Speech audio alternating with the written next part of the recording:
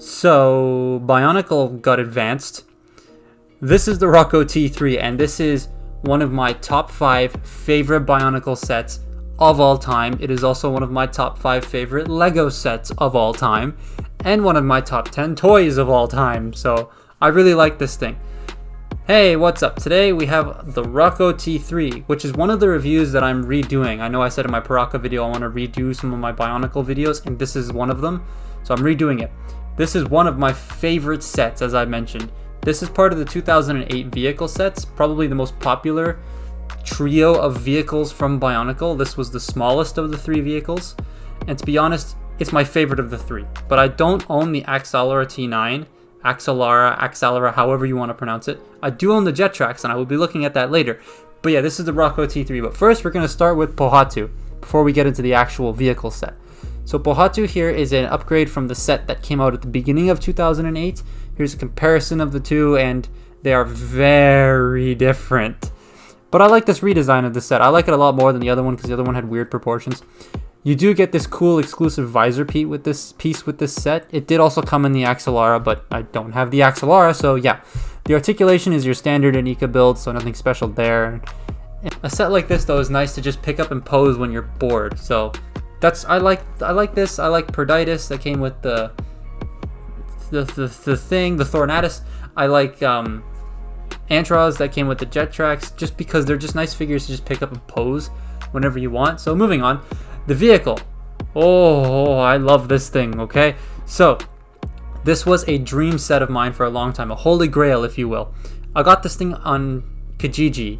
Now, if you don't know what Kijiji is, it's a Canadian website where you can go and buy things, kind of like eBay, except Kijiji doesn't take any of the cut that you make when you sell things, and there's no shipping. You have to drive to the person's house to pick it up, which is a bit of an inconvenience at some times. But yeah, this was a lot of sets that I bought off Kijiji for about 150 bucks. There were 142 sets in that lot, and that was where a lot of my sets in my collection came from, especially the larger ones, because I had a lot of Bionicles when I was growing up. Like I got them as the waves progressed, but they didn't last very long because I was a child and I played with my toys and they all broke, like the pieces cracked and all that.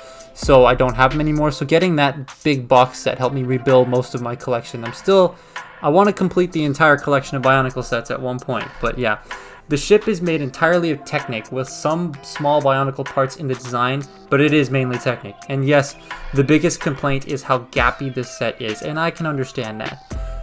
And the red and blue pins on this, they're universal with all the sets after 2006. That's a problem. Let's just move on.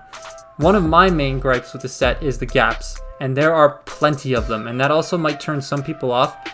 You do get a nice assortment of Borak shields that try to cover that up, but not all of them.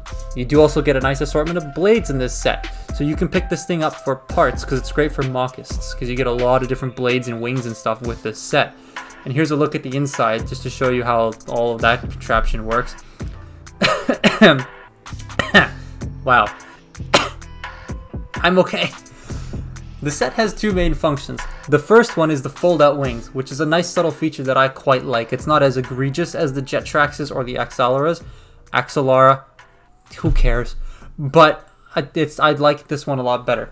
The second and the most well-hidden feature is the blaster. This is the only vehicle set of the trio that didn't come with an actual Midax Sky Blaster. This came with just a regular Zamor launcher with double-stacked magazine. There's a fly in my room, get off my head. It has the light bullet things that come, I forget exactly what they're called, that come with the Midax Sky Blasters. And to fire it, you pull on this little handle and obviously it shoots. The set has a handle at the bottom so you can hold it like a gun and fire this thing. And yet we weren't allowed to get the Osprey. Okay. Here, let's do a range test, just see how far it goes.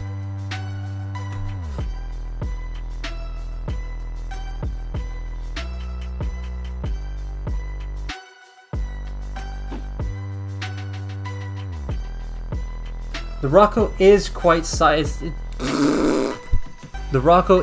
a sizable thing, next here to a couple of Bionicle sets and a Transformer, and it's big.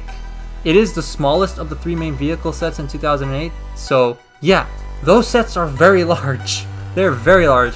If you want a big Technic set but want to stick with Bionicle, you don't want to like buy a Technic set for some strange reason, buy one of these. They're friggin' massive. They're really good sets too. And obviously you can mount Pohatu to the vehicle here, and it just looks so cool. It looks like he's riding a flying motorcycle. Like the Oppressor Mark II. This looks like the Oppressor Mark II kind of from GTA 5. Overall, I really like this set. It's awesome. Yes, it has its problems. Everything does. Nothing's perfect. But overall, this set's really cool, and I recommend picking this up to any Bionicle fan out there. It's a nice set to have, and it's not too expensive on Bricklink. It's a little pricey, but it's not. Obviously, it's the cheapest of the three because it's the smallest of the three, but it is kind of pricey. But I would still say grab one to any Bionicle fan out there because it's a really cool set. This one's, like I said, it's one of my top 10 favorite toys of all time. So yeah, anyways, that's been my look at the Rockoh T3. Follow me on Twitter and Instagram, links in the description. I do a Patreon as well if you want to support, and a coffee link if you want to support the channel. Links in the description. I'm very tired, so I'm going to end this now. Goodbye.